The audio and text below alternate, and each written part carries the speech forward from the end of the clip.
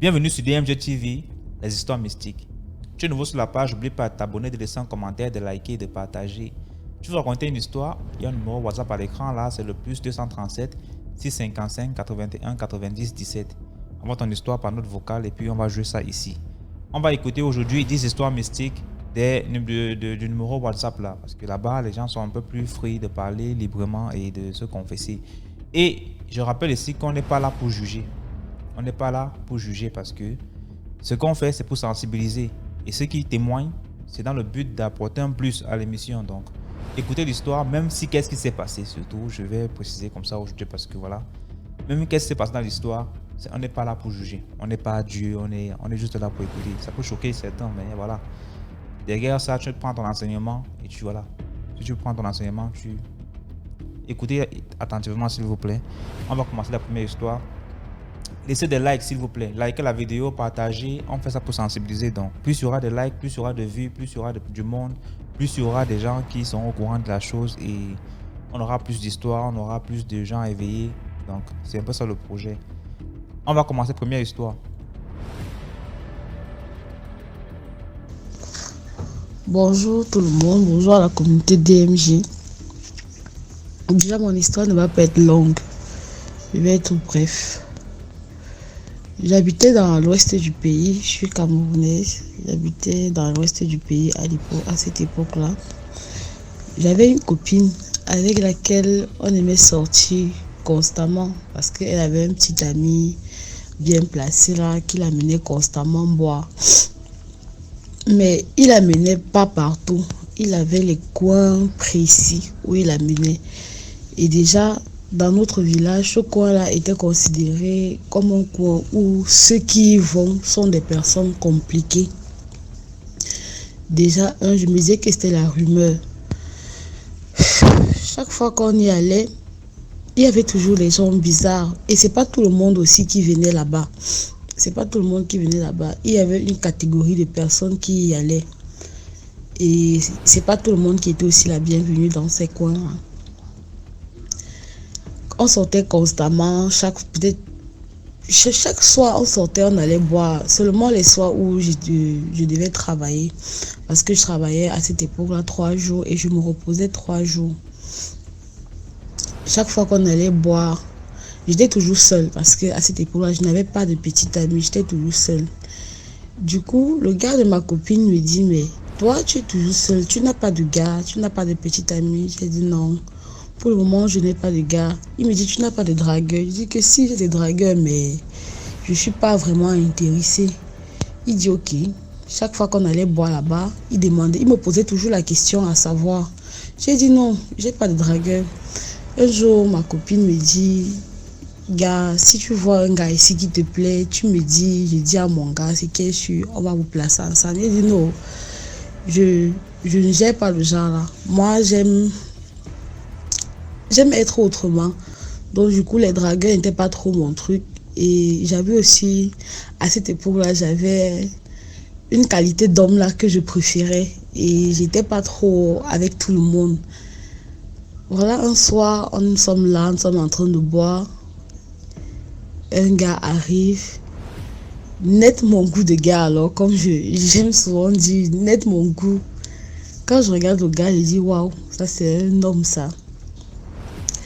Je demande à ma copine que le gars qui vient de passer là, c'est qui? Elle me dit, c'est le petit frère à mon gars. Il dit, son petit frère vraiment. Elle me dit, oui. Je dis à ma copine, il m'intéresse. Elle dit, tu es sérieux? J'ai dit, oui. Elle dit, je vais envoyer mon gars le parler. Elle dit que non, n'envoie pas ton gars le parler. Dis à ton gars de l'appeler pour qu'il vienne. Quand son gars appelle le monsieur en question vient. Il s'assoit près de moi. Je me présente et je lui fais comprendre qu'il me plaît. Quand je lui dis qu'il me plaît, sur le coup, le gars était ébahi. Il dit quoi? Je te plais comment? Je dis que tu me plais comme homme. T'es mon style d'homme, t'es beau, t'es debout, t'es costaud. T'es le genre d'homme que j'aime en fait. Le gars dit waouh. Peut-être c'est la boisson qui me fait parler. il ne peut pas croire ça sur le champ. Il faut qu'on prenne encore rendez-vous. Ça fait peut-être un truc comme presque une semaine. Ma copine m'appelle un soir, elle me demande tu es où? Je dis je suis à la maison. Elle me dit viens. Je lui dis non, aujourd'hui là moi je n'ai pas envie de sortir, j'ai envie de rester chez moi et me reposer puisque j'avais travaillé 3 jours, c'était vraiment difficile. Donc du coup je voulais me reposer. Quand elle me dit le gars que tu aimes là est là. J'ai dit ah bon? Elle me dit oui. J'ai dit ok d'accord, j'arrive. Je m'habille, je sors, je pars les retrouver. Le gars en question est là. Il me regarde, il me dit une belle femme comme toi, t'es seule comment? Il dit que oui, je suis seule parce que je n'accepte pas certains critères d'homme avec les hommes et j'ai certaines caractéristiques là qui sont très prioritaires quand je suis avec un homme. Il me dit waouh, ok, d'accord. Il me dit que et moi j'ai ces caractéristiques. Il dit oui, tu en as. Donc du coup, je vais être avec toi. Le gars me dit ok, il n'y a pas de problème. C'est comme ça que j'ai commencé à fonctionner avec le gars là. Chaque fois qu'il avait un peu de temps libre et que j'étais au travail, il venait, on perdait le temps au travail. On était là, on était ensemble constamment. Jusqu'à ce qu'un jour, il m'invite donc seul. Il m'invite dans un coin où je ne suis jamais allée. Le coin là alors a une très mauvaise réputation. Donc du coup, j'étais jamais allée là-bas. Quand il m'invite dans ce coin là, je dis mais j'aime pas trop le coin là. Il me dit non, viens, il n'y a rien. Tout ce qu'on dit de ce coin, c'est juste le racontage. Je dis ok, j'arrive. Je vais là-bas, parce qu'à la base, je suis une fille qui fume. Donc du coup, je fume et je bois. En sortant de la maison, j'ai d'abord fumé. J'arrive, je m'assois là. J'étais seule dans le snack là en fait. Dans un grand snack et j'étais seule à l'intérieur. Il était derrière avec un groupe de personnes. Je suis allée là-bas, il m'a demandé de m'asseoir au snack et de commander le temps qu'il arrive. Il était là avec ses gens, je ne sais pas ce qu'il faisait trop là-bas, mais il m'a dit qu'ils sont en train de jouer. J'ai pas aussi voulu trop savoir ce qu'ils étaient en train de faire, donc du coup je suis venue m'asseoir. J'ai bu peut-être trois petites Guinness. Il est venu me retrouver. Quand il vient me retrouver, nous sommes là, nous sommes assis. Il commence à m'embrasser.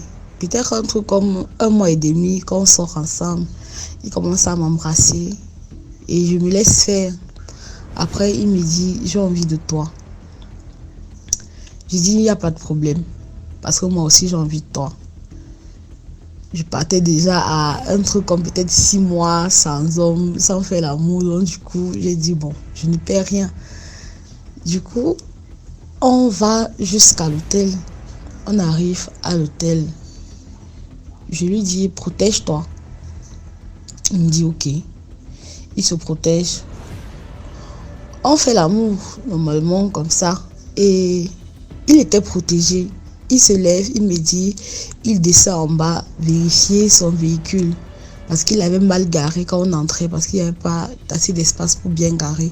Il me dit, il descend vérifier son véhicule avant de remonter. J'ai dit, d'accord, il n'y a pas de problème. Je vous assure que de ce moment-là, jusqu'à ce que je me réveille à 3 heures du matin, je ne me souviens plus de rien. Je sais juste qu'il est sorti devant moi. Mais je me suis réveillée dans la chambre, il était peut-être 3h55 comme ça. J'étais seule dans la chambre, il n'était pas là. J'ai dit, mais ce gars, qu'est-ce qui s'est passé? Je n'ai pas compris sur le moment. Je vois sur la table, il avait laissé l'argent, une somme d'argent sur la table. J'ai dit, waouh, ce gars, il part, il ne me dit même pas qu'il part, il ne me dit pas au revoir. Qu'est-ce qu'il a pris? Du coup, je me dis, bon, comme c'est même moi qui allais vers lui là, je m'en fous et je veux même plus de la relation en fait. Parce que, déjà, il ne m'avait pas satisfaite et du coup, j'ai dit que je ne veux même plus. Après ça, je n'ai plus eu de rapport avec personne. Après lui, je n'ai plus eu de rapport avec personne. Du coup, je reste tranquille. Je reste tranquille. On va là peut-être à 2 semaines, je ne le vois pas. 3 semaines, 1 mois, je ne le vois pas. Et moi aussi de mon côté, je ne cherche pas à le voir. Je monte donc en ville, je suis avec mes copines, puisque je suis quelqu'un qui fume. Du coup, Vers 2 mois après, je n'ai pas cherché à le voir. C'était même du genre, quand je savais qu'il était quelque part, je ne partais pas. Je restais moi dans mon coin. Je ne le cherchais pas. Et quand il m'appelait, je ne décrochais pas. Et je voulais plus être avec lui. Donc j'ai commencé à le snobber et tout. Lui aussi, il a aussi arrêté de m'appeler.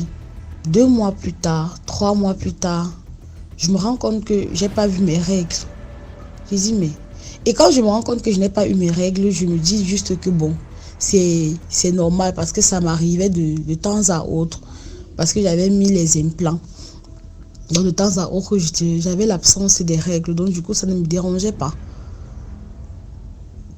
Un soir, je suis là avec mes copines, nous sommes en train de boire. Je me rends compte que l'odeur de la cigarette me dérange.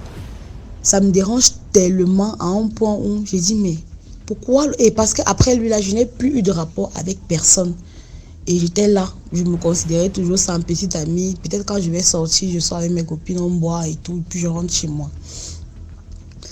Je vois que l'odeur de la cigarette me dérange, l'odeur de certaines nourritures me dérange. Je me suis dit peut-être que j'ai les vers. Chaque fois, j'essayais tout de dire que j'ai les vers. Je vais voir donc, je m'en vais à la pharmacie, trouver un ami. Je l'explique que c'est comme si j'ai les vers ou à défaut les amis. Donc du coup, j'ai constamment envie de vomir. J'ai constamment les nausées. Je ne mange pas. J'ai une perte d'appétit. Je suis fatiguée. Je dors toute la journée. Mais je dors également toute la nuit. Il m'a prescrit les comprimés. Il m'a dit c'est une dose de 1 semaine. Je m'en vais prendre... Je prends les comprimés normalement, mais ce que ça fait, ça apaise juste mes envies de vomir. J'ai dit, mais qu'est-ce qu'il y a? Je m'en vais encore le voir. Il change encore le traitement. Il me donne un autre traitement. Je me rends compte que ça ne donne toujours rien. Je suis allée le voir jusqu'à peut-être 3 à 4 fois.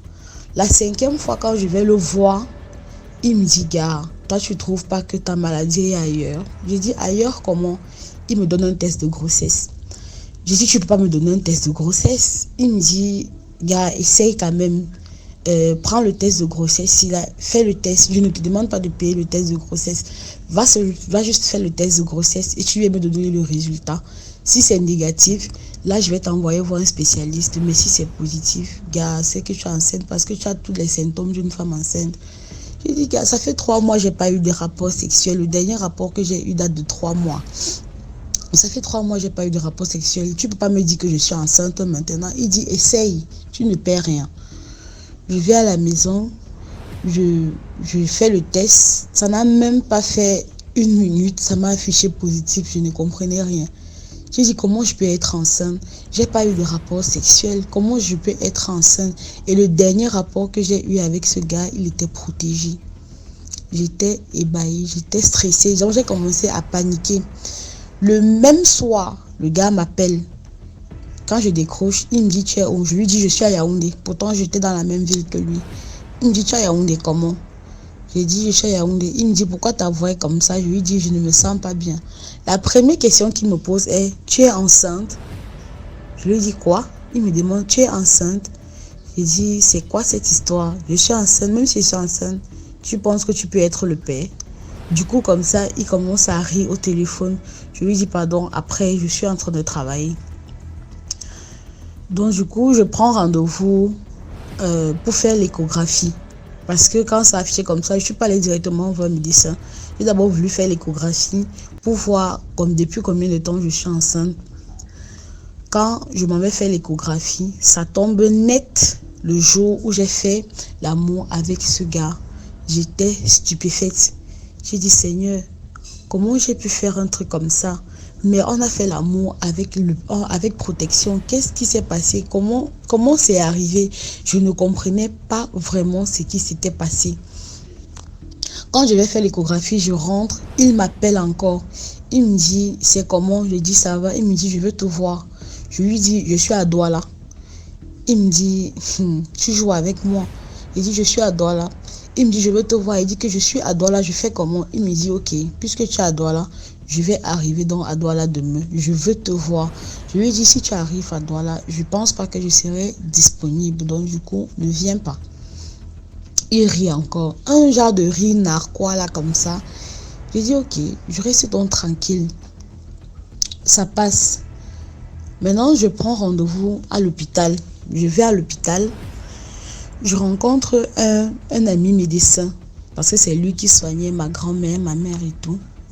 Je l'explique. Il me dit, le gars en question, c'est qui? Je décris le gars. Il me dit, pourquoi tu aimes toujours les aventures dangereuses comme ça? Tu ne sais pas que ce gars a une très mauvaise réputation. J'ai dit que moi, c'était la première fois que je le voyais.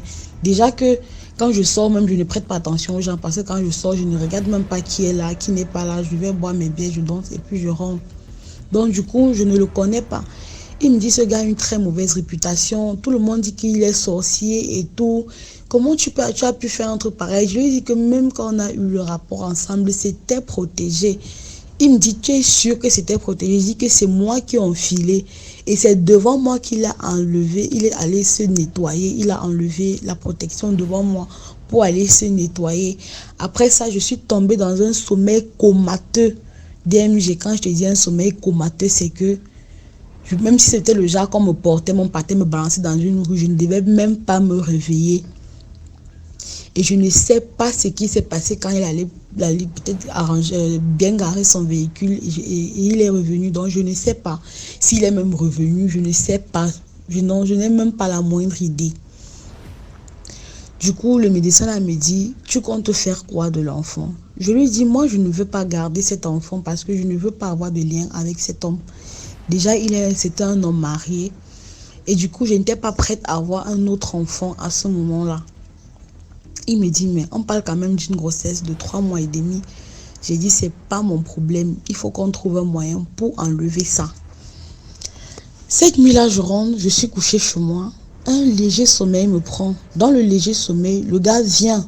Dans le sommeil, il me dit, n'enlève pas mon enfant. Je lui demande, tu me demandes de ne pas enlever ton enfant. Comment j'ai fait pour avoir cet enfant-là puisque tu avais une protection? Il me dit, c'est tout ce que j'ai à te dire. N'enlève pas mon enfant. C'est que tu vas me faire beaucoup de mal. Je lui dis, tant que tu ne me dis pas ce qui s'est passé cette nuit-là, je vais enlever cet enfant. Sur le moment, je me réveille. Quand je me réveille, il m'appelle. Quand il m'appelle, je décroche. Il me dit, tu es où? Je lui dis, je suis à Douala. Il me dit, je suis donc à Douala, je veux te voir. Je le réponds, je ne suis pas à Douala, je suis à Yaoundé. Il dit, finalement, tu joues à quoi? Je le réponds, je n'ai pas envie de te voir. Il commence à me gronder au téléphone. Je veux te voir, c'est urgent. S'il te plaît, je veux te voir, c'est urgent. Je ne réponds pas. Après, je raccroche. Puisqu'il insistait, ça m'énervait, je raccroche. Il m'envoie un message, il me dit, tu es enceinte? Je le réponds, même si je suis enceinte, tu penses que tu peux être le père? Il dit non, je demande seulement que toi et moi on a fait seulement une fois et en plus j'étais protégée. Est-ce que je peux être le père? Je ne suis pas le père, je demande seulement. Et c'était même une façon de blaguer. Dieu qui continue donc de blaguer. Je prends rendez-vous avec le médecin en question pour faire évacuer la grossesse. Le médecin me donne rendez-vous. Quand je vais, il n'est pas disponible. Je reste là peut-être de 7 h jusqu'à 15 h. Il n'a pas le temps, il ne trouve pas le temps, il est boule. Donc, il me dit qu'il ne comprend pas ce qui se passe parce qu'il n'avait pas une journée chargée. C'est la raison pour laquelle il m'a donné rendez-vous. Mais subitement, comme ça, là, il a une journée tellement chargée avec les interventions de gauche à droite. Donc, du coup, on va remettre ça à 3 jours plus tard. Je lui dis que tu sais que quand plus tu reportes ça, plus c'est en train d'évoluer et ce n'est pas bon. Je ne suis pas prête pour ça. Il faut que tu trouves le temps pour qu'on le fasse. Il me dit ok. Quand je sors de l'hôpital, je n'ai même pas encore emprunté la moto. Le gars m'appelle. Je décroche. Il me dit, t'es enceinte? Je dis que laisse-moi tranquille. Arrête de me poser les questions. DMG, je t'assure que j'ai commencé à voir ce gars tous les jours. Il suffit seulement que je ferme les yeux pour dormir. Le gars vient. Il me dit, n'enlève pas mon enfant. S'il te plaît, n'enlève pas mon enfant. Si tu enlèves mon enfant, tu vas me créer beaucoup de problèmes. Et je le répondais toujours dans le rêve que tant que tu ne me dis pas ce qui s'est passé cette nuit-là, je vais enlever cet enfant. Et de deux, je ne suis même pas prête à avoir cet enfant-là avec toi. Il disait juste, s'il te plaît, n'enlève pas mon enfant. Et chaque fois qu'il m'appelait et que je décrochais, il me demandait toujours, t'es enceinte? T'es enceinte? Et à un moment donné, je ne voulais même plus répondre. Quand il m'appelait, je ne décrochais plus. Il venait chaque fois en rêve me dire ça. Je lui ai dit que tant que tu n'as pas le cœur de venir me dire ce qui s'est passé, je vais enlever l'enfant. On dit ok. Voilà donc je prends rendez-vous avec le type là, les rendez-vous ne font qu'échouer. Avec le docteur, les rendez-vous n'arrêtent pas d'échouer. Les rendez-vous n'arrêtent pas d'échouer. Jusqu'à ce qu'un matin, à 6 heures, je me suis retrouvée devant la porte du type là. Il dit qu'aujourd'hui là, tu vas enlever ça. Ou à défaut, tu ne vas pas aller au travail. Il était seulement stupéfait. Il me dit, ma fille, je n'ai pas la force de faire ce genre de travail. Il dit que tu vas seulement le faire. Il reste là. On engage la procédure. Quand on engage la procédure, mon téléphone commence à sonner. Le gars est en train de m'appeler. Ça n'arrête pas de sonner jusqu'à ce qu'il demande au docteur de s'arrêter. Quand il s'arrête, je prends le téléphone, j'éteins le téléphone, je mets dans le sac.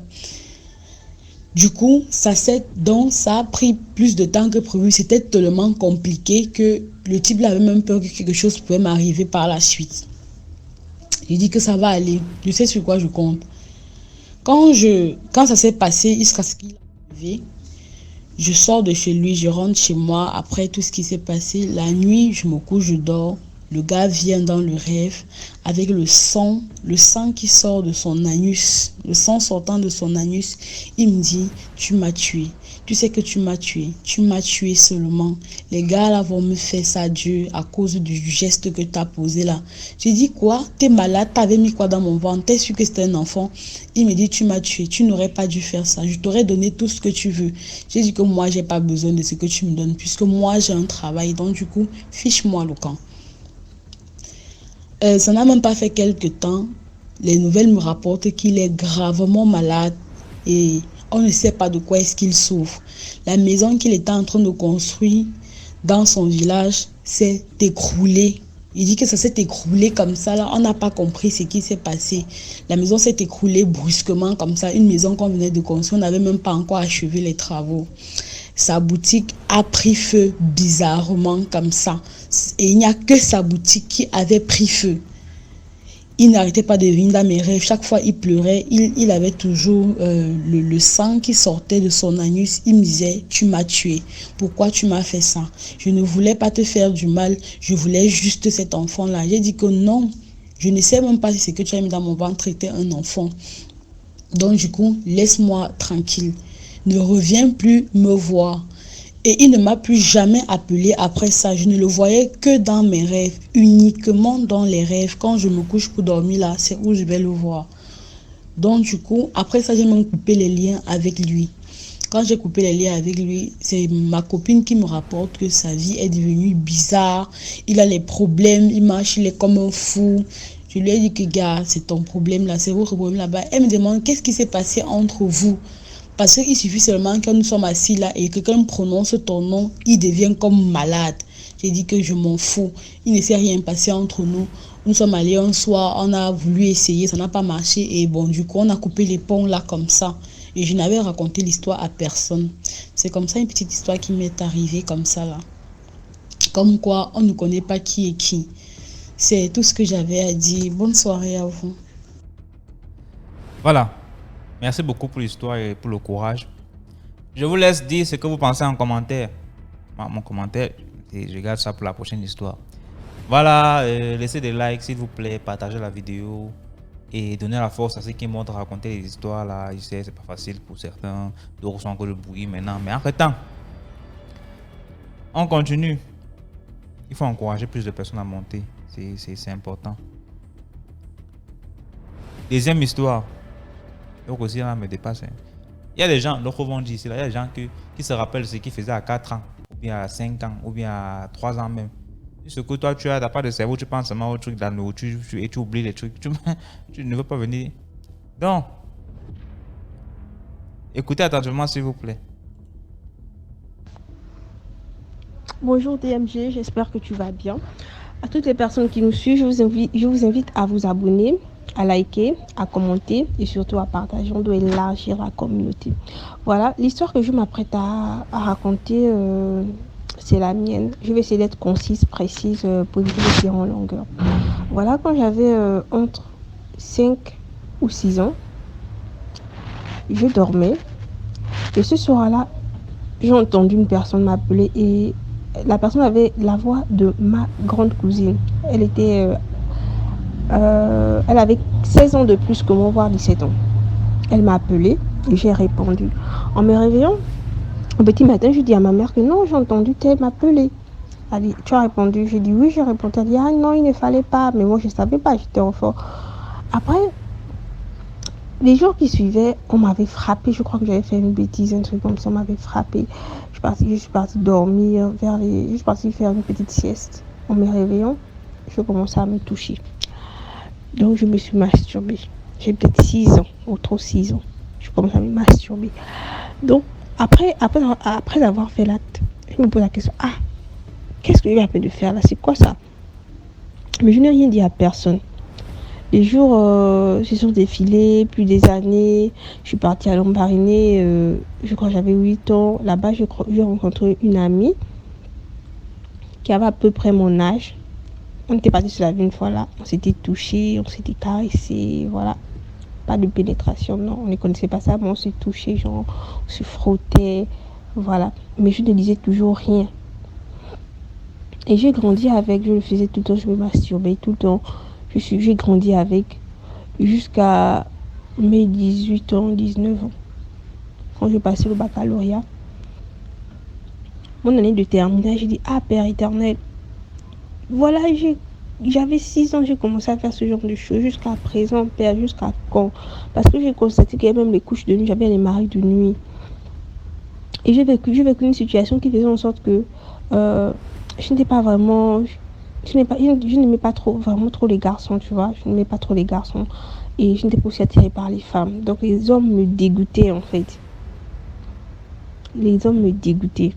Suite à ce qui était passé avec mon père, les hommes me dégoûtaient vraiment. Et je n'étais pas attirée par les femmes.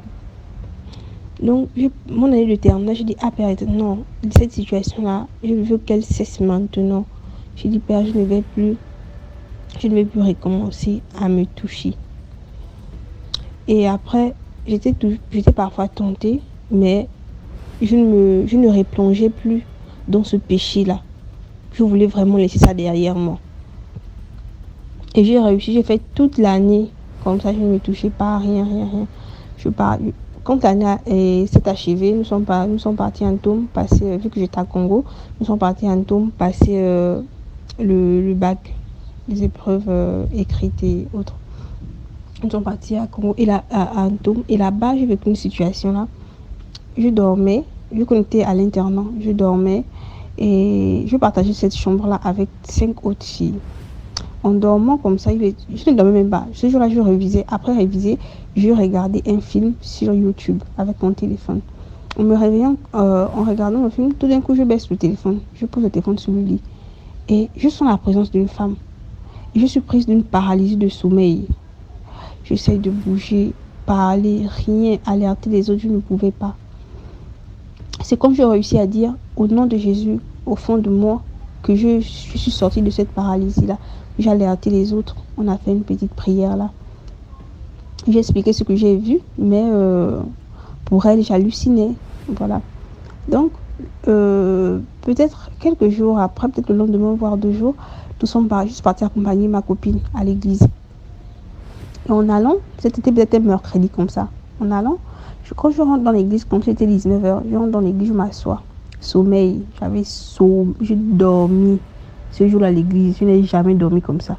Je veille, je m'assois seulement comme ça, bim, sommeil. Je dis, ah, c'est quoi cette fatigue que je ressens là, c'est bizarre. Après, quand je sors de l'église, je dis, ah, je vais essayer un peu de bouger un peu pour essayer de dormir, tu vois, je suis sortie. Quand je sors, je vais bien. Mais quand je rentre dans l'église, c'est le sommeil direct. Et j'étais assise devant. C'est là le pasteur m'interpelle que nous, viens ici. Pour qu'est-ce qui ne va pas, le sommeil là, c'est pas simple. Il a commencé à prier que non. Quand il priait, je manifestais. Il disait, celle-là, elle devait être une chèvre. Je ne sais pas pourquoi il avait dit une chèvre, je sais pas. Comme ça, il a commencé à parler, il a prié également. Et quand il a prié, j'ai manifesté. Et il y avait une personne qui parlait en moi. que non, c'est ma propriété, elle m'appartient. C'était une femme. Elle m'appartient comme ça. Après, il m'a posé la question, tu portes le nom de qui? Et ça, c'est même une autre histoire que je vais vous raconter. Tu portes le nom de qui? J'ai dit, ah.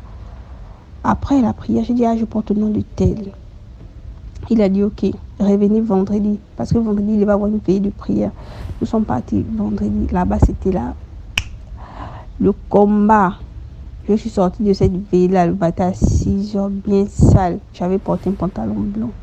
J'étais sortie de là bien sale. Et j'ai même omis de mentionner quelque chose.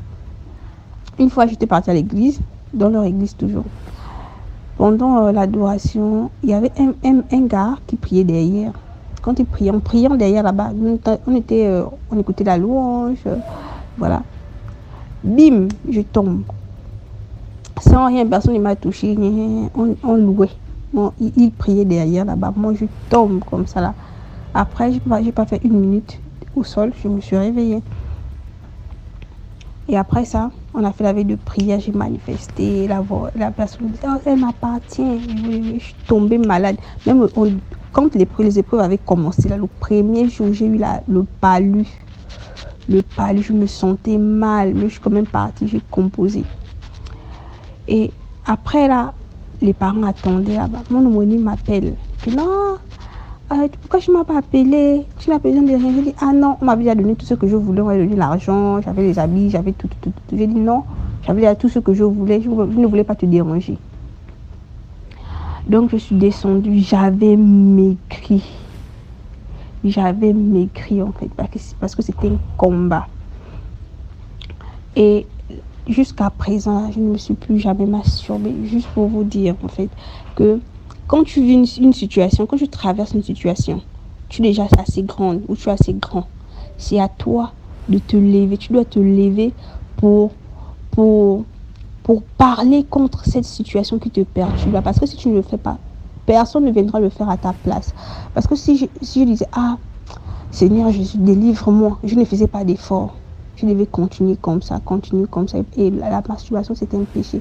Et ça attire les mauvaises ondes sur nous. Donc, il y a des péchés, il y a des choses que tu traverses où toi-même, tu dois te lever et prier. Des soirs comme les maris de nuit comme ça, tu dois te lever, tu pries, tu brises ces choses-là. C'était ça mon histoire. Et j'ai une autre histoire. Voilà, merci pour l'histoire. Donc, je pense que mon commentaire, c'est encore pour la prochaine histoire. Laissez vos commentaires parce que là... dans les commentaires là... Pendant ceux qui commentent dans les live chats là, de YouTube là, après ça, si vous laissez un commentaire dans l'espace normal de commentaires, c'est un peu ça. Donc, laissez des likes là. Parfois, il faut sortir de temps en temps. Tu écris aussi dans la section normale parce que quand, après la vidéo diffusée en direct là, il y aura la vidéo normale là. Et s'il n'y a pas de commentaires, ça ne part nulle part aussi. Donc, troisième histoire. Donc, on va jouer là. Troisième histoire.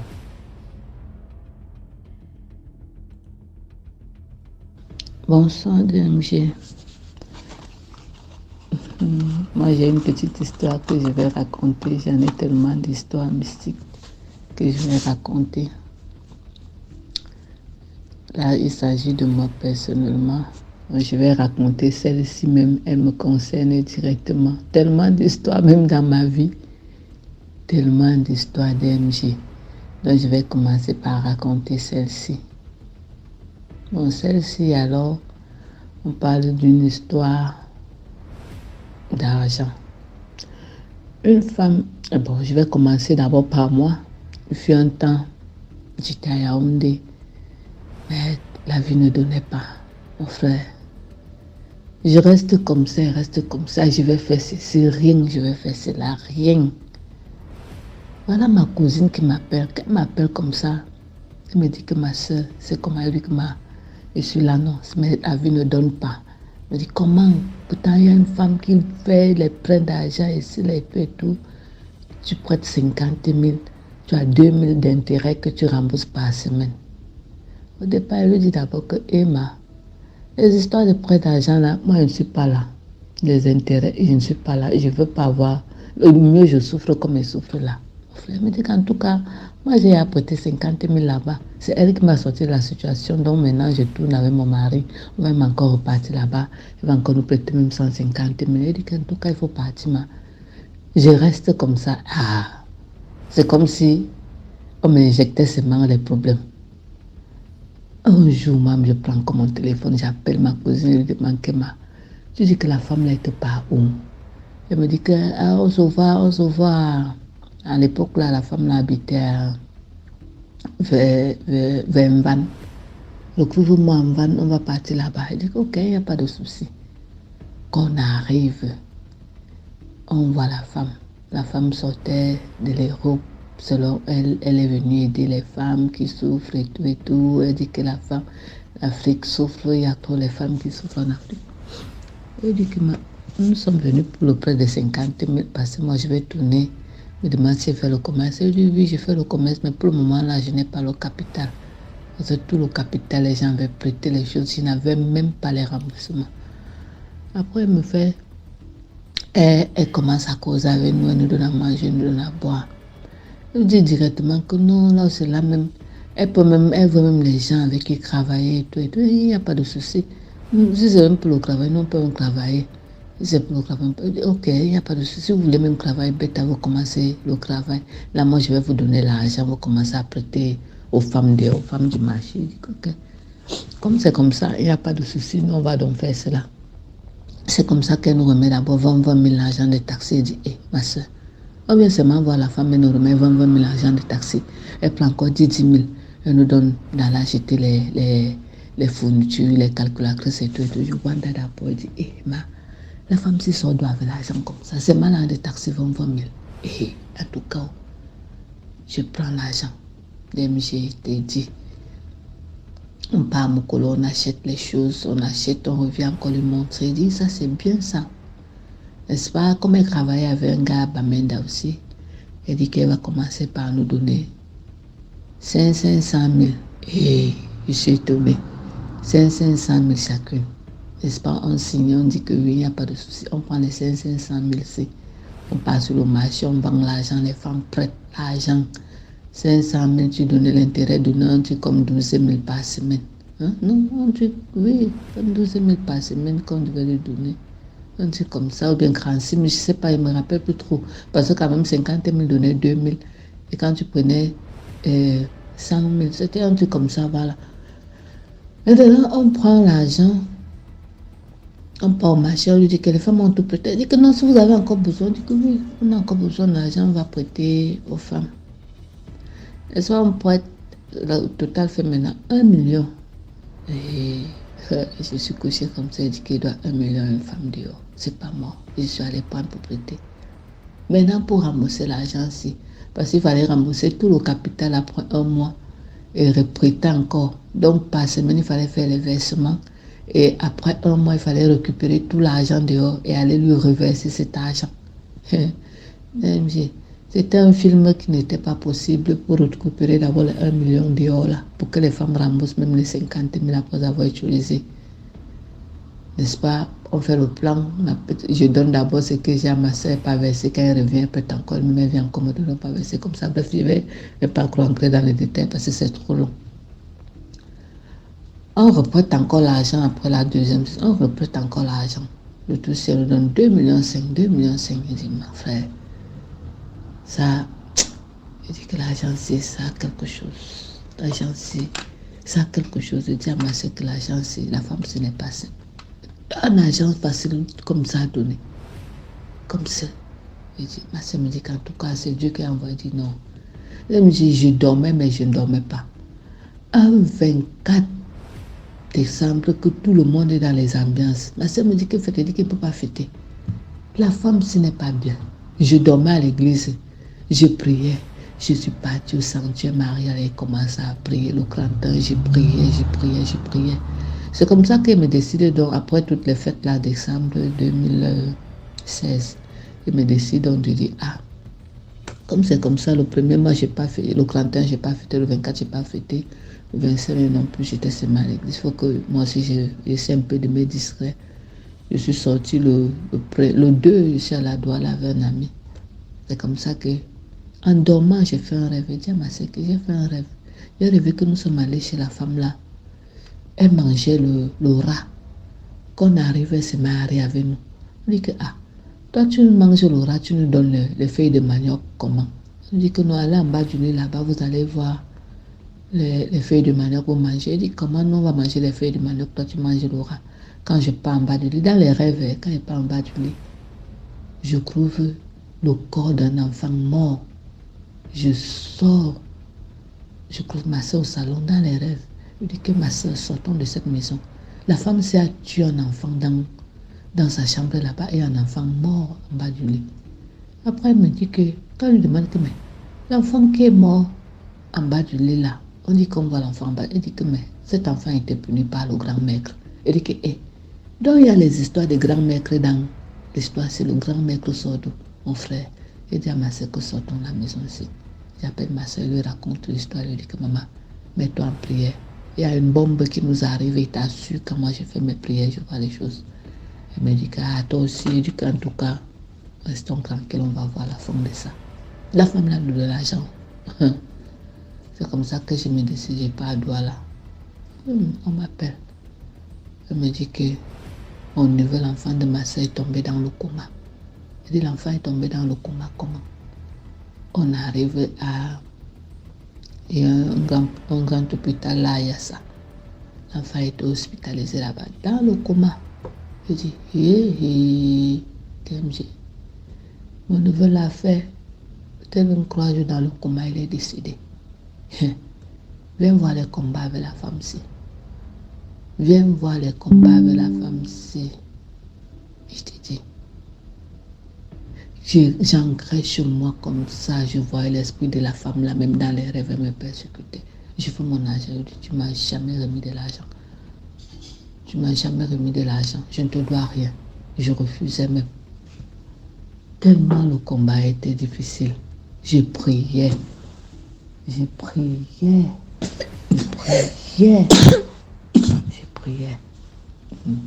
Fini, on avait perdu notre neveu. On avait perdu notre neveu, l'enfant de ma cousine là. Dans l'histoire d'argent que tu comprends là. En tout cas, il ne sait pas. Mais je dis toujours que c'est ça. On avait perdu notre neveu. Après la femme, même en temps là, elle a déménagé de la maison.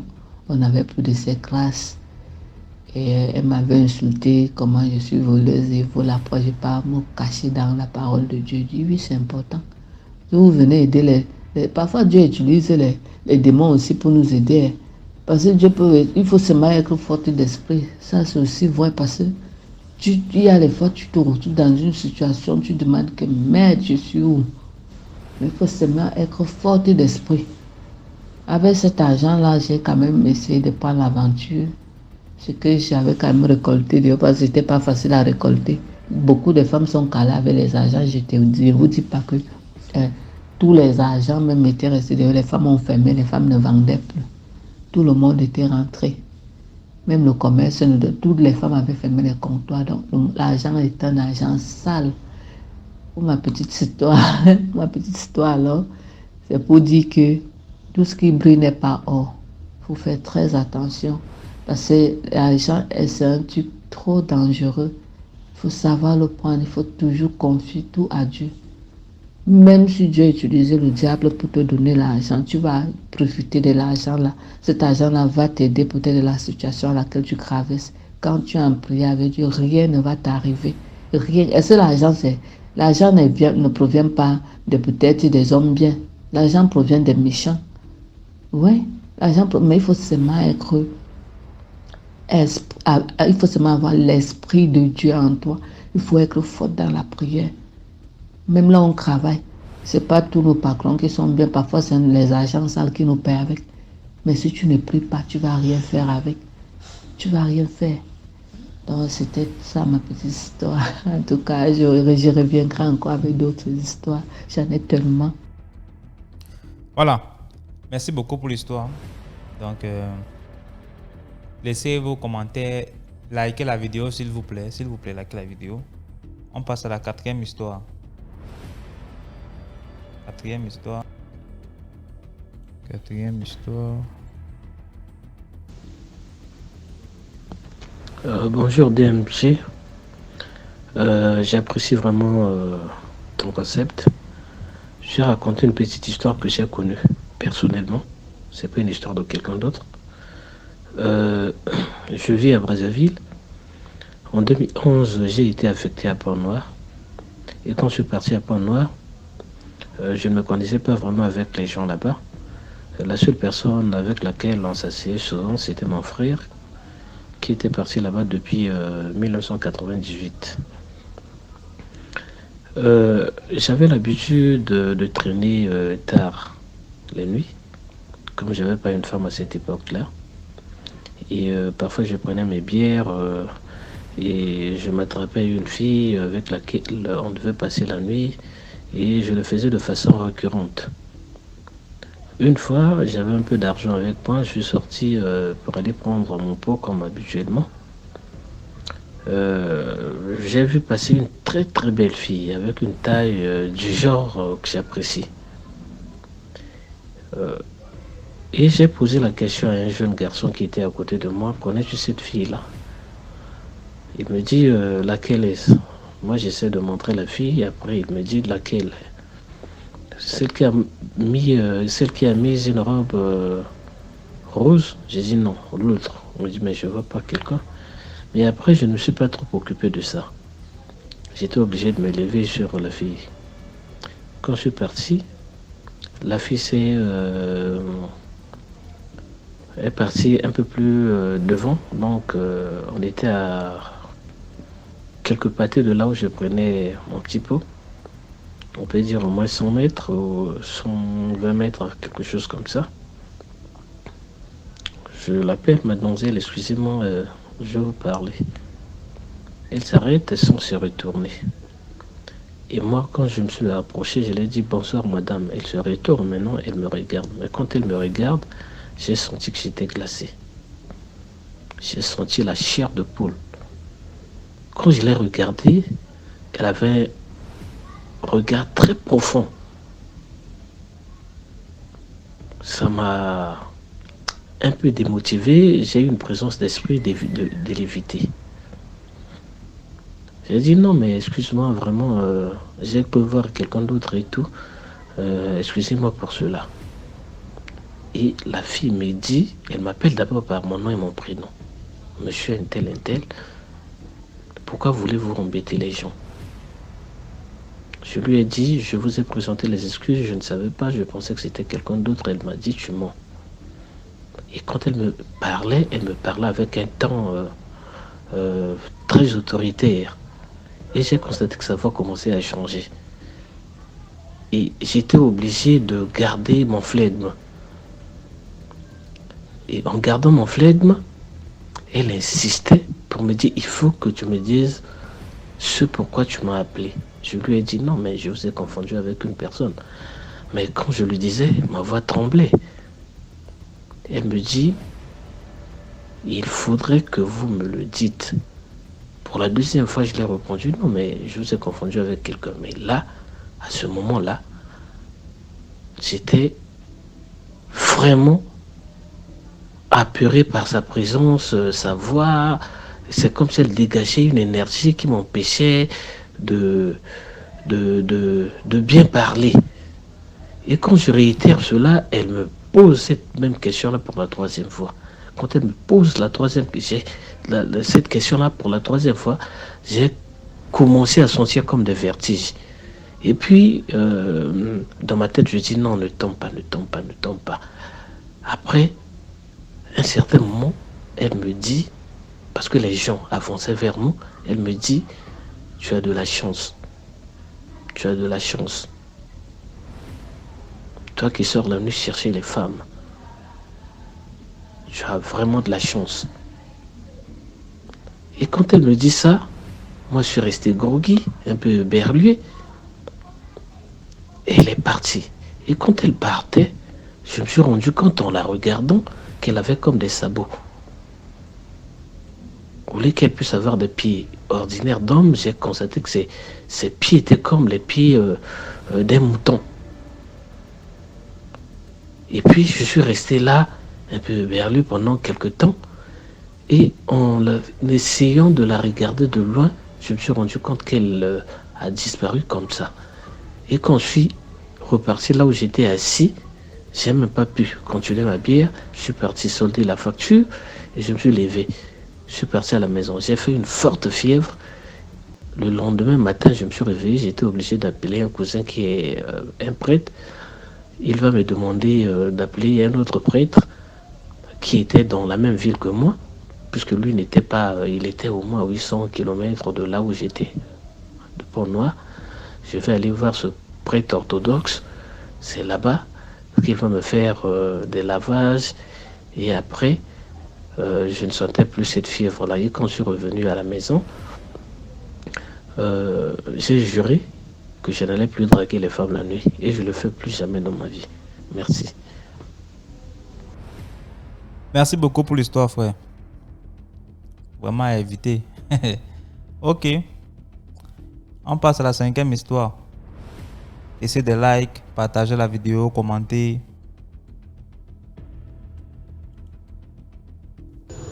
Bonjour DMG et à tous ceux qui suivent la chaîne.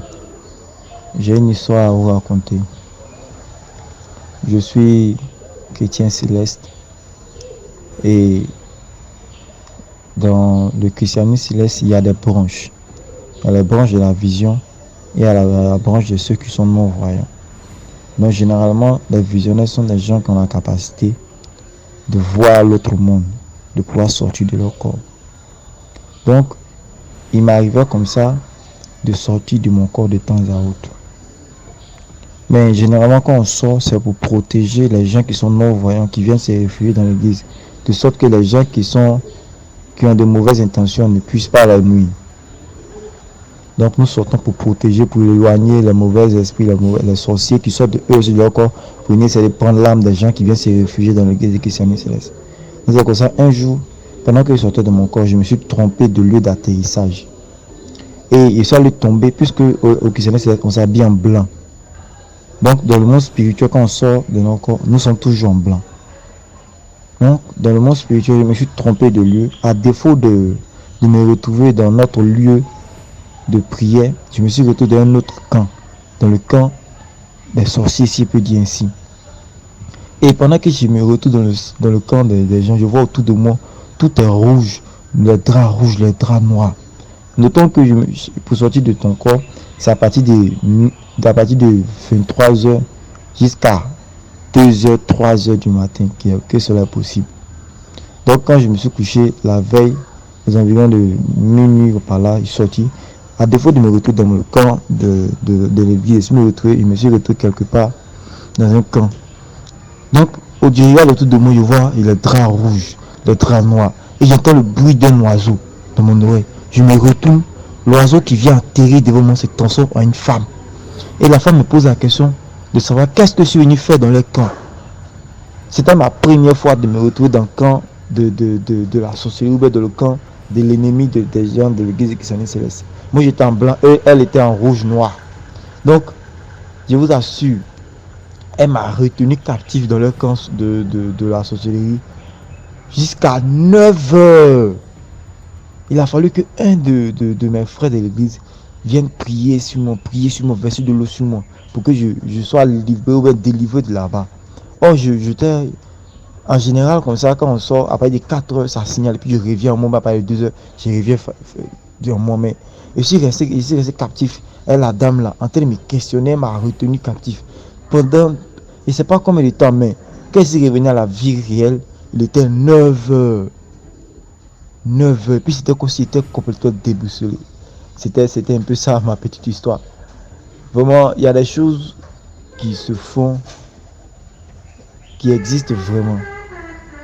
Que Dieu nous garde et que son esprit soit sur nous. Amen. Wow. Ça, moi je ne savais pas que c'est comme ça que ça se passait là-bas. Hein. Pardon, laissez-moi les commentaires là. Expliquez-moi un peu le truc de marcher là pour aller dans les temps de l'ennemi là. Le feu sur toi. Ok, on passe à la 6e histoire.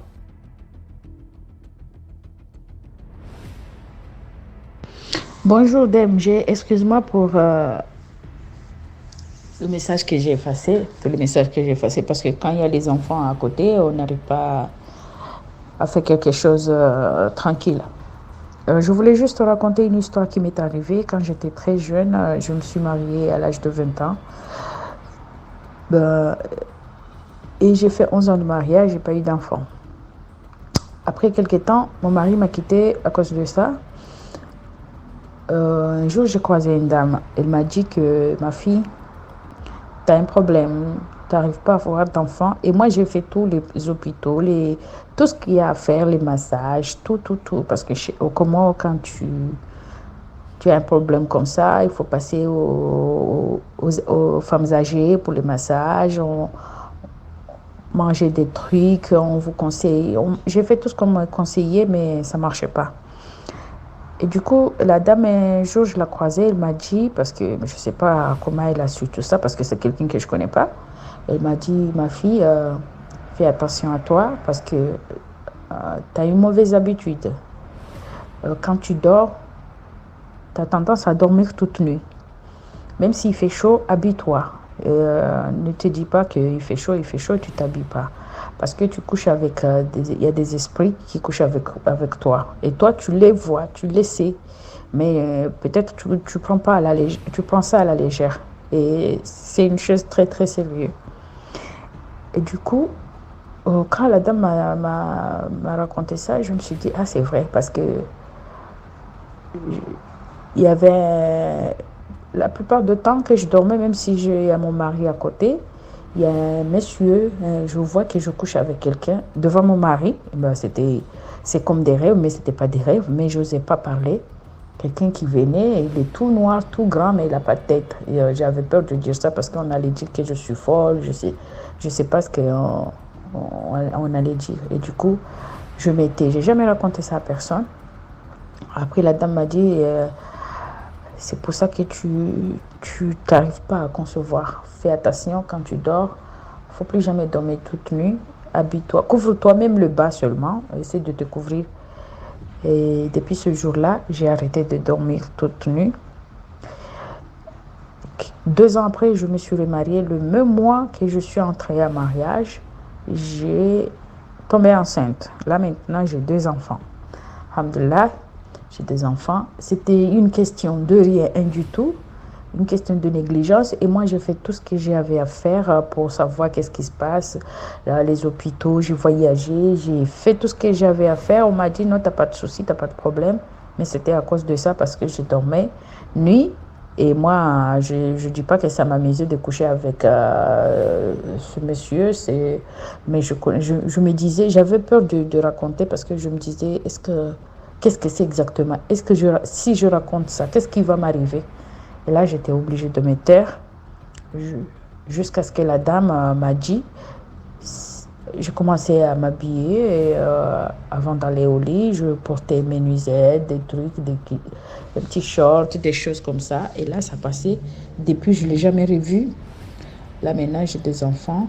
Alhamdulillah, merci beaucoup. J'ai juste un petit conseil pour dire aux filles de ne pas se dire qu'il fait chaud parce qu'on a tendance à... Il y a des esprits autour de nous, il y a des choses maléfiques qui rondent autour de nous et il faut faire attention. Il ne faut pas négliger ce genre de choses. Merci beaucoup. Et je voulais vous remercier, DMG, parce que ce que tu fais là, ça ouvre beaucoup de gens les yeux. Maintenant, on va faire tout en tension. C'est bien, merci, bon travail et du courage. Merci beaucoup. Et le conseil est très bon, mais combien de filles ici là vont faire ça? Avec les trucs, directement la tête, seulement la perversité. Vous demandez dormir sans caleçon. Oh, j'ai chaud. Moi, j'aime quand mon truc respire. Et voilà, dans les commentaires. Vous là, vraiment. Vraiment, le conseil est très bon, mais combien vont suivre le conseil? Ça, le problème. That is the question. La bêta action, égoté, ça le truc. Donc, laissez des likes s'il vous plaît. Et voilà. On fait la vidéo ici. Il est 4 heures ici au Cameroun. Et même mon programme va être trop chargé. Donc, je vais faire ça maintenant. C'est pourquoi. Ah, c'est grave. Hein? Donc, laissez un peu les likes, pardon, encourager. 7e histoire. Bonsoir DMG et bonsoir tout le monde.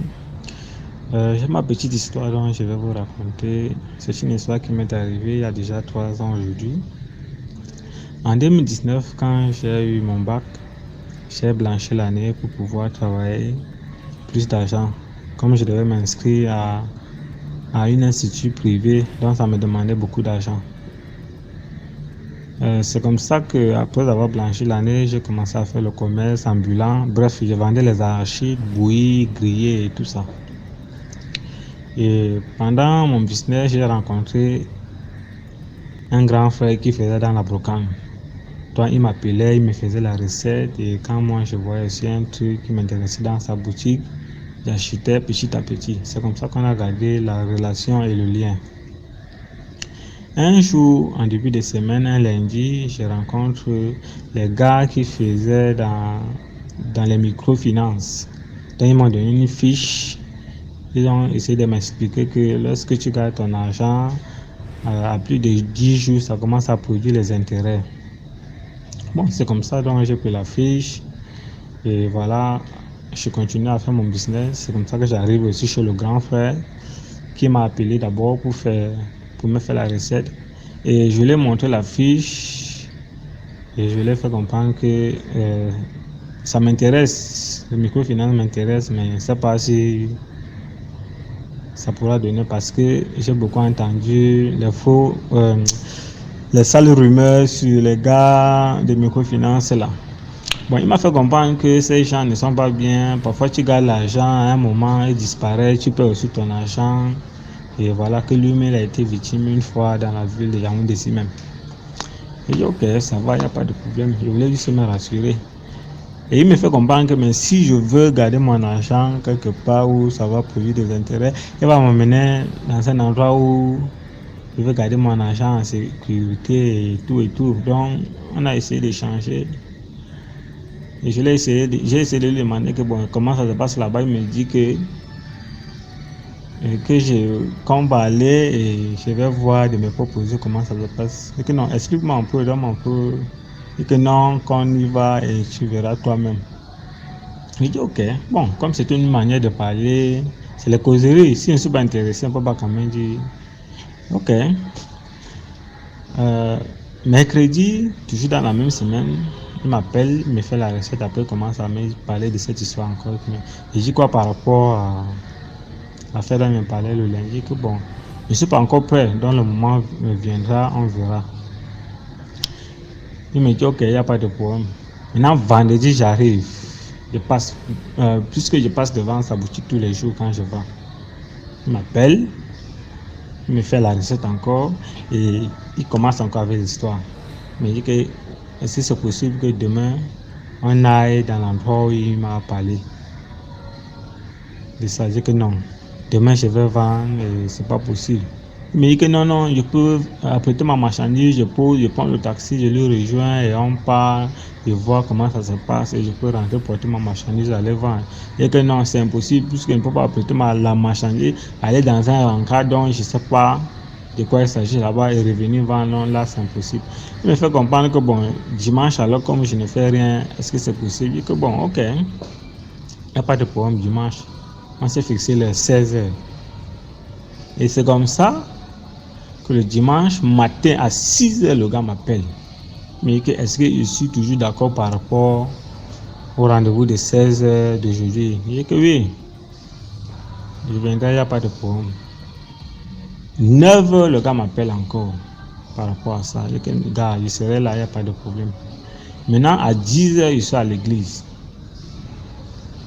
Le gars m'appelle. Il me dit que est-ce que je suis toujours d'accord, que je suis prêt pour 16h. Je dis que mais nous sommes qu'à 10h, il n'y a pas de problème. Donc je serai là. S'il y a un truc, je veux le dire. Il ne faudrait pas qu'il se dérange. Bon, après le culte à 12h, j'essaie d'expliquer ça à ma copine. Donc, bon, vu que je vis seul, donc certaines responsabilités me reviennent. Donc j'explique la situation à ma copine. Que bon, j'ai rencontré un homme et il va m'emmener quelque part où je peux garder mon argent et voilà. Bon, des trucs comme ça. Elle m'a fait comprendre que les affaires d'argent là, elle n'est pas d'accord. Et ce monsieur-là, quel âge? Et c'est mon gars que non, il peut être dans la quarantaine. Et elle me fait comprendre, elle me dit, et c'est après que je comprends que ma copine avait raison. Elle me dit que, mais toi, tu viens à peine d'avoir 20 ans. Et tu es ami avec un monsieur de plus de 40 ans. Et tu dis que tu trouves que c'est normal et que non. Bon, c'est le business, c'est dans mon business dont je l'ai rencontré. Donc, ce n'est pas que je l'ai cherché pour être ami avec lui. Elle me dit carrément qu'elle n'est pas intéressée. Je dis, ok, bon, c'est une femme qui a parlé. Je dis que c'est comme ça, donc on se sépare. Je rentre chez moi et comme le culte est fini, je suis rentré, elle est partie et nous sommes restés en contact et voilà. 14h, le gars m'appelle et qu'il faut bien t'habiller, je vais te présenter au monsieur, au millionnaire. Et je dis ok, il n'y a pas de problème. À 14h, j'ai essayé de j'avais un costume que j'ai prévu porter. Donc j'ai pris le costume pour voir comment c'est l'état et tout, voilà. Je me suis habillé, j'étais bien, élégant. Après ça, un moment, ma tête a commencé à disjoncter, je sais pas où là, à Biamassi. D'abord c'est un cachet dont je sais pas d'abord rarement. Je n'ai qu'une dentée qui vit là-bas, je pars une fois par an. Et je pars dans un endroit dont je ne connais même pas, je ne maîtrise même pas. Qu'est-ce que je peux bien faire? Bon, comme ma copine, elle n'était pas d'accord. Mais j'ai quand même décidé de partir. J'appelle mon ami, je l'explique la situation. Pour lui expliquer la situation, il ne décroche pas. À plusieurs reprises, il ne décroche pas. Bon, il était déjà 15h. Et comme le rendez-vous était à 16h, je devais partir. En ce moment, quand je me suis habillé, je me suis à genoux dans ma chambre. J'ai commencé à prier. J'ai demandé à Dieu que, Seigneur, si ce rendez-vous n'est pas bon pour moi, si ça aurait les conséquences sur moi, trouve un moyen pour pouvoir annuler le rendez-vous. Je vous assure devant Dieu, quand j'ai fini de prier et que j'étais prêt à sortir, il faisait beau temps ce jour, mais la pluie a surgi de nulle part. Il a plu abondamment de 15h jusqu'à 16h. Je vous assure. Et quand il est fini de prier, que vous voulez sortir, il a plu abondamment. Et la pluie est sortie de nulle part jusqu'à 16h. Et entre-temps, le gars m'appelait. Il dit que non, il est en train de pleuvoir, il ne va pas sortir sur la pluie, donc il pleut abondamment. Et après, je sors. Après la pluie, 16h, quelques maintenant, je sors. Je sens qu'elle est partie.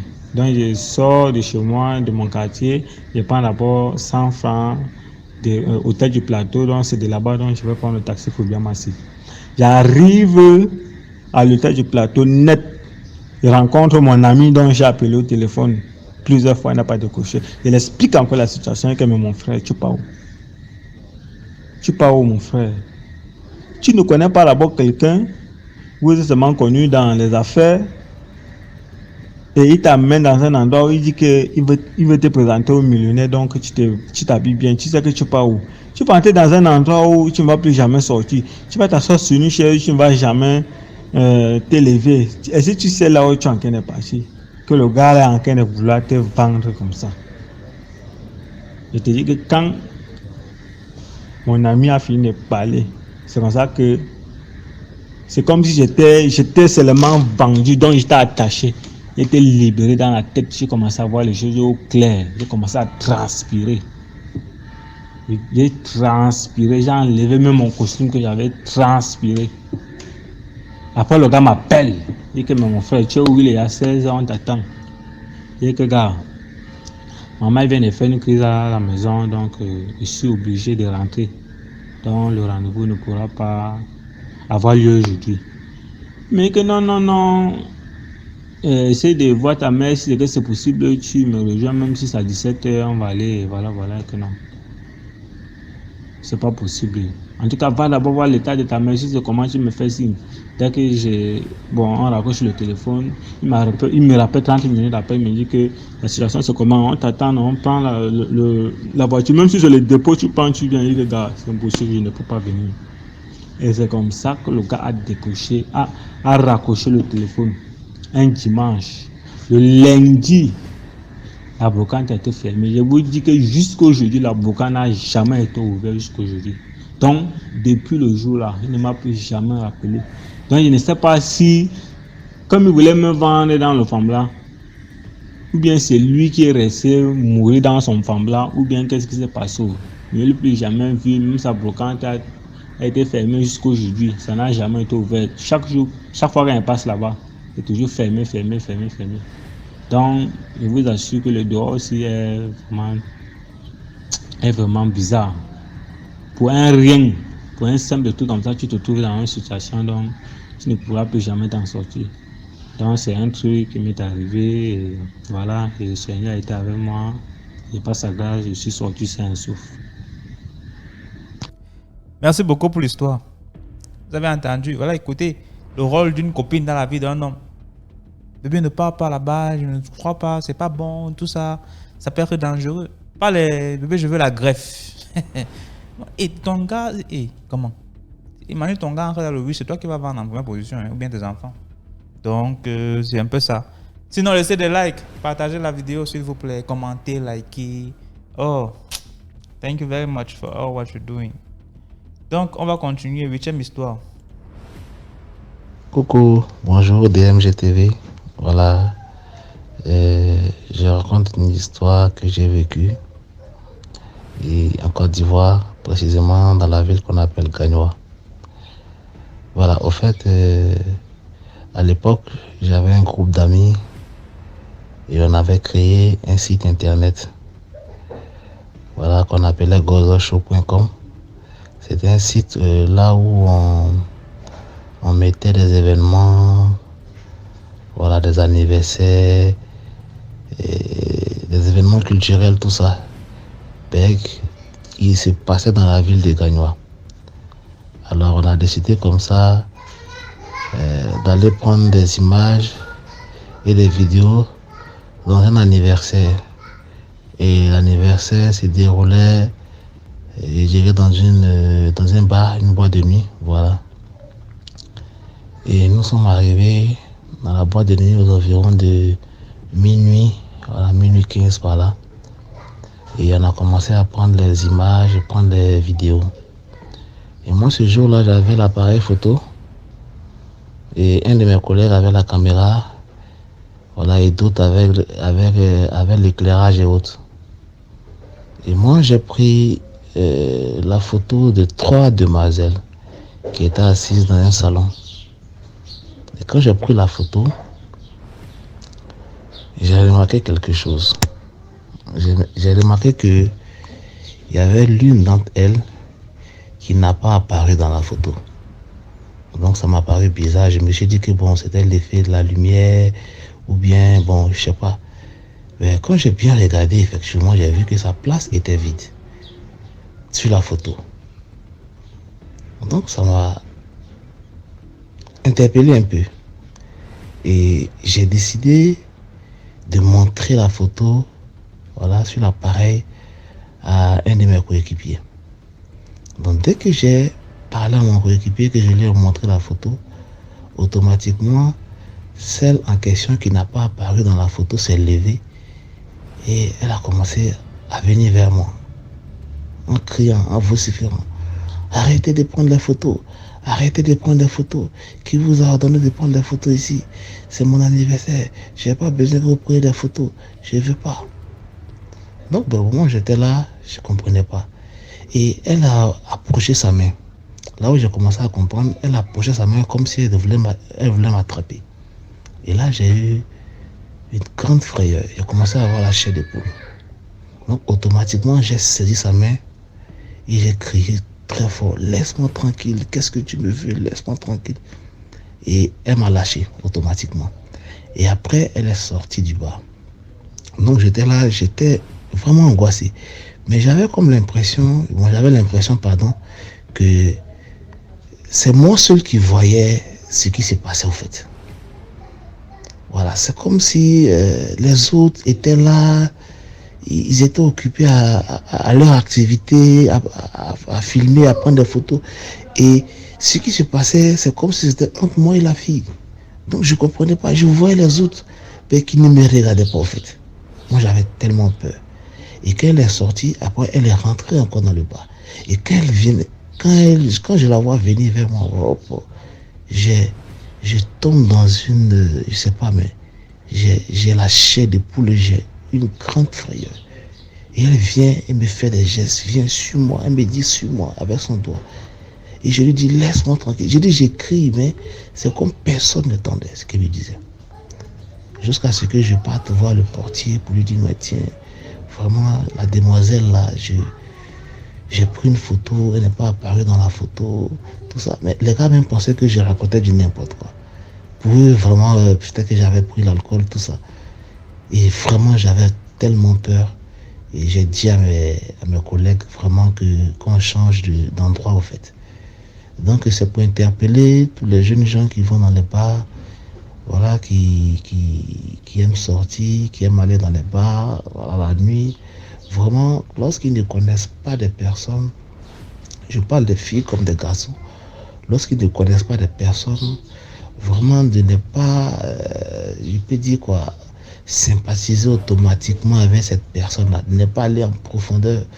Je sais de quoi, vous savez de quoi je vais parler au fait. Donc c'est vraiment délicat. Et depuis ce jour, bon, je n'ai plus revu la fille, bon, j'étais vraiment dépassé. Et c'est mon histoire qui est là. Voilà. On me disait auparavant qu'il y a des personnes qui n'apparaissaient pas dans les photos. Et moi, je les ai vues, j'ai vu ça de mes propres yeux. Et j'étais vraiment effrayé. Donc, c'est un peu ça mon histoire. Merci à DMG TV. Que Dieu nous bénisse. Merci beaucoup, frère, pour l'histoire. Vous avez compris. Imagine, c'est toi qui prends la photo de quelqu'un et la personne n'apparaît pas sur ta photo. Tu es dans un milieu comme ça, tu prends les photos comme ça au hasard et tu filmes quelqu'un et il n'apparaît pas sur la photo. Tu fais quoi? Moi, comme ça, là, je change seulement. Je ne suis même pas avec vous. Hein. Qui m'a même invité dans l'endroit? Je suis parti. Je suis parti, moi. Ok. C'était la 8e histoire. On va jouer la 9e histoire. Alors, bonsoir DMG. Oui, je m'en vais raconter une histoire qui s'est passée à l'ouest du Cameroun. Donc, dans mon village, il y avait un gars, bon bref, mon voisin. On fréquentait au lycée ensemble. Bon, l'année là, moi je faisais 4e, il était en terminale. Je pense que c'était en 2004. Après, il a eu son bac, il est allé à Tchang. Arrivé à Tchang, après sa licence, il est décédé. Décédé comment? Un jour, on appelle son père, on dit à son père que votre enfant est décédé. Donc, sa maison, la chambre où il vivait a pris feu. Tout à l'intérieur s'est brûlé. Même lui-même, hein, il s'est brûlé. On l'a mis à l'hôpital. Quelques minutes après, il a rendu l'âme. Tout dans sa chambre s'est brûlé. On n'a rien récupéré, rien. Juste le corps de l'enfant. Bon, le papa l'a donc ramené son fils au village. On a fait le deuil, on a enterré. Mais depuis 2008 là, que le deuil s'est passé, en 2019, il y a une dame qui appelle le papa par téléphone. Non, même pas que le papa. Voilà. Il se pourrait qu'en 2019, le même gars sortait donc avec la fille, toujours à Tchang, puisque le gars a fait l'université à Tchang. Le même gars sortait donc avec une fille à Tchang. Il se pourrait qu'il a fait 6 mois avec cette fille. Bref, la famille de la fille le connaissait, la maman, les parents. Ils partaient passer le week-end chez le gars, parfois des semaines, ils revenaient. Voilà donc un beau jour, La fille n'est plus revenue chez eux. La mère appelle, ça ne passe pas. On appelle le mot du gars, ça ne passe pas. Voilà, alors que ça fait plus de 2 mois même, hein, ça ne passait pas. La dame est donc partie à l'état de la police. On arrivait chez le monsieur, on a cassé la porte. On arrivait chez le gars, on a cassé la porte. On ne les a pas trouvés, mais il y avait tout à l'intérieur. Ça dit que ces documents, tout à l'intérieur, sa carte d'identité, mais il n'était pas là avec la fille. Voilà, donc la police a donc fouillé ses effets. On a retiré sa carte d'identité et son acte de naissance. Ils ont regardé le département où il est né, la région, le département et l'arrondissement. Ils se sont donc rendus au village. Un beau jour alors, le monsieur là reste chez lui. C'est mon voisin du village, hein. Il reste chez lui. La maman arrive avec le père de la fille. Ils disent qu'ils cherchent un certain tel. Le père dit que mais un certain tel, il s'agit de mon fils. La mère dit oui. Le papa dit que non, mon fils est décédé depuis 2007, voilà, 2008. Mon fils est décédé depuis 2008, il était à l'université de Chang. Sa chambre a pris feu et lui-même également. La mère dit mais comment ça? Un certain tel, il est avec ma fille depuis. C'est où maintenant le monsieur dit à la maman que bon, venez. Il contourne derrière la maison. Il les a donc montré la tombe du gars en question. Avec les photos du deuil et autres, même les photos du corps. Alors que la maman raconte dans les faits au monsieur. Le monsieur, la maman raconte dans les faits au papa. C'est où le papa quitte alors, il repart à Chang. Il arrive bien à Chang. Tout ce qui était brûlé là, c'était là intact. C'est-à-dire ses documents, ses diplômes, son acte de naissance, tout. La seule chose qui avait un peu changé, c'était ses habits. Le lit que le papa avait acheté, c'était le même lit, le même matelas. Mais pourtant, quand il venait chez son fils, tout avait brûlé. Et depuis là jusqu'à aujourd'hui, il n'a plus jamais revu son fils. Et la maman en question n'a plus jamais revu sa fille. Donc, c'était un peu ça, ma petite histoire. Donc, depuis, le gars est mort en 2008. Et c'est en 2019 que le papa constate que non, son fils était même vivant. Donc, merci beaucoup. C'était ça ma petite histoire. Merci beaucoup pour l'histoire. Encore un truc de revenant. Donc, écoutons la dernière histoire.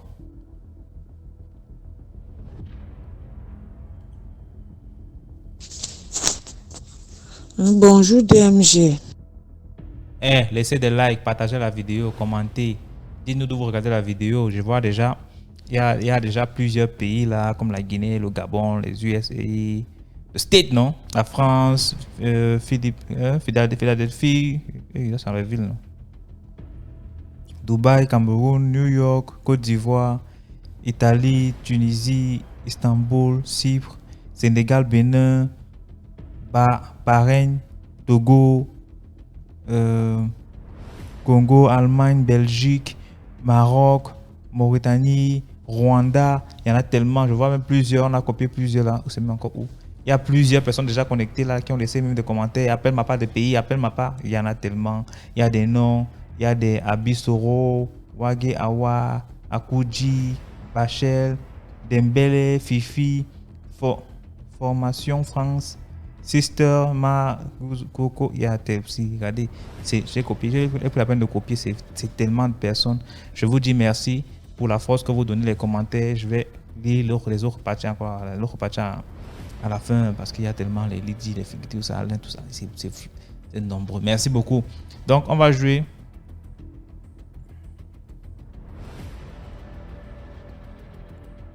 Donc, on va jouer la dernière histoire. Merci pour tout ce que vous faites là.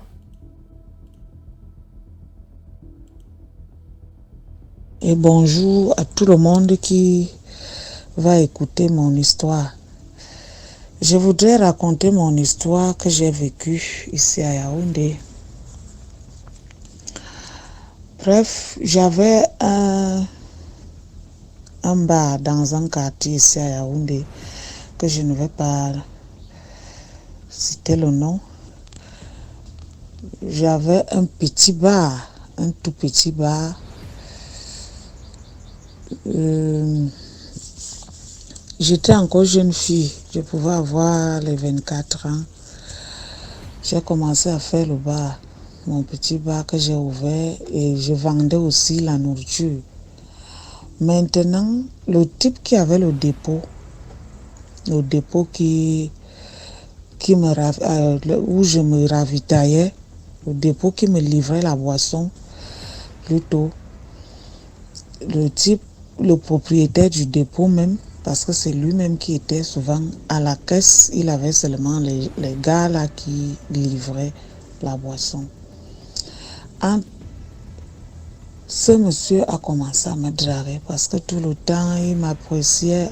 Après, c'était devenu donne-moi ton numéro, machin.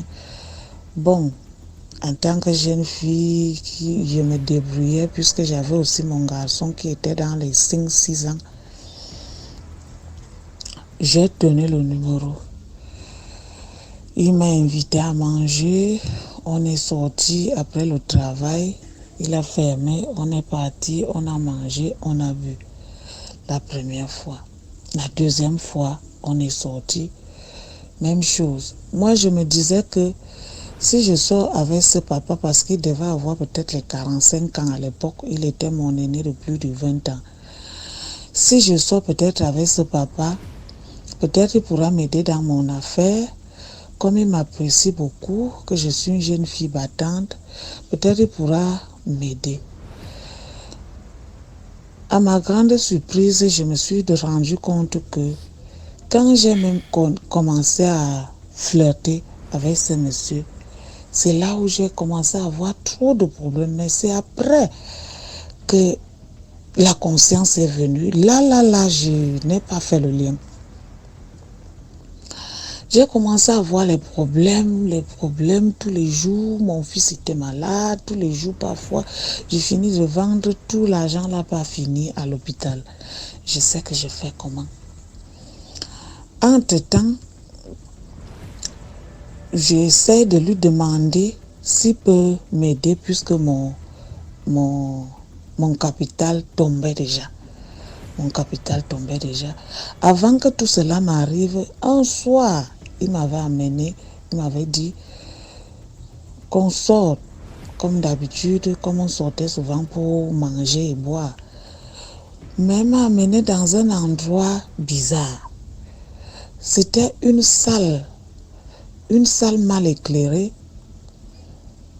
Et dans la salle, une grande salle, il m'a dit que c'est la salle des réunions, de leurs réunions, puisque c'est un monsieur de l'Ouest Cameroun. Je ne connais pas seulement de quelle localité là-bas, Bon, je sais que c'est un monsieur de l'Ouest. Il me dit que c'est la salle de leur réunion. Dans la salle, il y avait 4 messieurs qui parlaient le même patois que lui. Et lui, ça faisait 5. Il m'a montré le banc. J'étais assise là, puisqu'il m'avait payé le poulet, je buvais ma bière. Ils étaient en train de parler en patois. Ils ont fini de parler. Moi, il m'a demandé si j'ai fini de manger. J'ai dit oui. Il a encore démarré la voiture. Il est venu me déposer à la maison. Je lui pose la question, mais il me dit que non, je voulais voir les dirigeants de notre réunion. C'est à eux que je partais voir. Bon, je n'ai pas posé plus de questions. Il est parti me déposer à la maison. Maintenant, Après tout ça, les difficultés, jusqu'à je ne parvenais plus. Et il refusait catégoriquement de m'aider, de me soutenir. Je pars même, je lui dis que je n'ai plus de boisson. S'il te plaît, tu peux souvent me donner la boisson à crédit. Quand je finis de vendre, je te donne l'argent. Il a refusé. Jusqu'au jour où je suis partie lui dire que je suis en train de vendre mon emplacement. Il n'a même pas bougé. Il m'a dit, si je trouve que c'est la meilleure solution, je dois seulement le faire. Je me suis demandé dans mon cœur que le type même que je comptais que peut-être il allait m'aider, jusqu'à ce qu'il lui dit même qu'il veut vendre mon emplacement. Il ne fait même rien. Jusqu'à j'ai vendu mon emplacement, je suis venue rester à la maison parce que où je faisais le bar, j'avais déjà 3 mois de loyer que je ne parvenais plus à payer. Et les impôts qui dérangeaient tout le temps vient sceller tout le temps, donc j'étais obligée de vendre, de rentrer à la maison. Comme j'ai vendu vers la fin d'année, c'était décembre approchait, je suis venue rester. J'ai fait peut-être 1 mois à la maison, il ne m'appelait pas, les fêtes sont passées. La première semaine de janvier, je vois son appel. Il m'appelle. Quand il m'appelle, il me demande comment je vais. Je lui dis, je vais bien. Après, il me dit, tu ne m'invites pas quelque part pour me donner la bonne année. Je lui dis que si tu as décidé de me donner la bonne année, toi, tu connais mon état ces jours. Si tu sais que je suis à la maison, je ne fais rien. Je dois tout recommencer à zéro. Moi, je n'ai rien pour te donner la bonne année. Il me dit, ok, tu fais quoi le soir? Je dis que je ne fais rien. Bon, dès que je ferme, je vais donc te faire signe. On va se retrouver quelque part. Je vais te donner ta bonne année. C'est comme ça que, bon, moi, je prends même ça à la légère parce que moi, elle me dit que c'est quelqu'un qui ne me considère pas, il ne peut même pas d'abord m'aider, il s'en fout de moi. C'est comme ça, je continue à faire mes choses. Après, vers les 17h, il m'appelle. Il me dit, bon, je suis en train de fermer le dépôt, puisqu'il avait même plusieurs dépôts. Mais lui-même, il gérait l'autre là. Et sa femme gérait un autre dépôt. Il y avait aussi un autre dépôt que quelqu'un d'autre. Il avait au moins 4 dépôts. Mais lui-même, il gérait l'autre là. Il m'a dit que je suis en train de fermer le dépôt. Je pars. Après, on va se retrouver à tel endroit. Il me dit. Bon, le temps que lui aussi me disait qu'il ferme le dépôt, je suis allée me laver, je me suis apprêtée. Quand elle est arrivée là où il m'a appelé, il m'a dit, je suis déjà garée à tel endroit, tu viens me retrouver. Quand je pars, je le trouve dans son véhicule comme il avait dit. Il me dit que tu veux que je t'amène où? Première fois, il ne me demandait jamais. Je lui dis, amène-moi où tu veux. Il dit que non, je suis venue pour te donner la bonne année, tellement gentil. Alors que je ne l'avais jamais vu gentil comme ça. Je suis venue pour te donner ta bonne année. C'est toi qui choisis où tu vas aller prendre ta bonne année. Dans mon cas, je me disais peut-être qu'il voulait un endroit où peut-être après ça, il va aller coucher avec moi. Après, bon, je lui ai dit, j'ai choisi un endroit comme ça où je savais que ni l'auberge, ni l'hôtel, rien n'était à côté. On est parti. Il me dit, mange tout ce que tu veux, bois comme tu veux. Bon, je ne pouvais pas manger comme il me disait, je ne pouvais pas boire puisque je ne buvais pas, j'ai pris que 2 bières. Après, il me dit, pendant que nous sommes en train de causer, il me dit qu'il a deuil. Sa belle-mère est morte. Et que le corps est à la morgue, sa femme a voyagé. Comme on était un vendredi, c'était un vendredi soir, il me dit que il a réunion dimanche et qu'il voudrait que je l'accompagne à la réunion là. Je lui demande, mais toi tu veux m'accompagner à ta réunion? Il me dit que non, c'est une réunion de ma famille.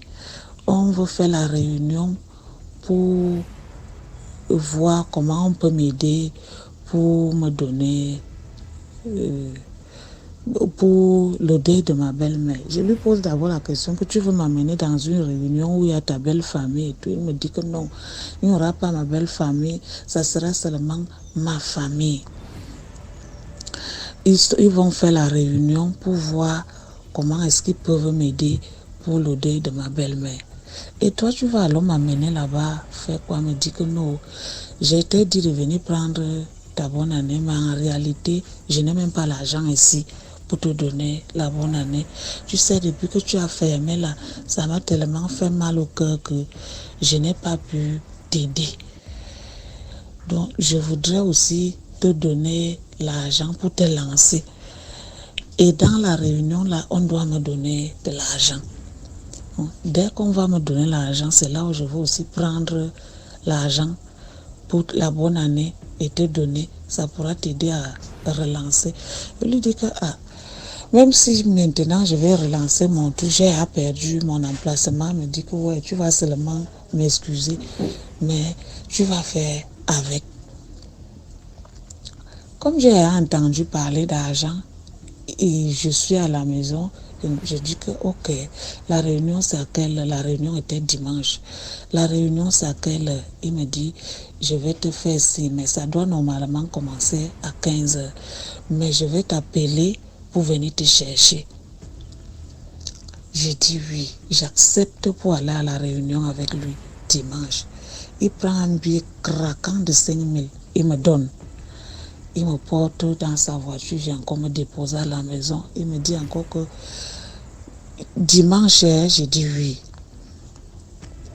Entre-temps, comme moi je suis catholique romaine, et le janvier, souvent un mois de veillée, beaucoup de paroisses organisent les veillées, en dehors de la veillée du 31.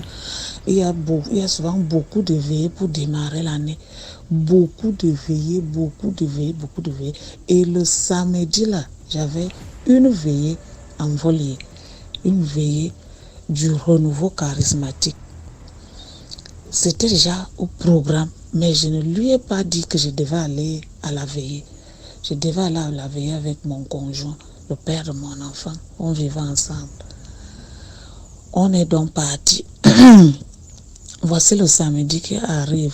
La veillée commençait à 18h pour finir à 6h, à 7h après la messe. On est parti à la veillée vers les 20h. On a laissé mon fils à la maison et ma petite soeur. Arrivé à la veillée, je ne sais pas ce qui m'a poussé à dire à mon conjoint que éteignons nos téléphones. On éteint les téléphones, sachant qu'on a laissé les enfants à la maison seuls. Donc je ne sais pas ce qui a fait qu'on parvienne à éteindre les téléphones. Sachant que si quelque chose arrive aux enfants, on va chercher à nous joindre.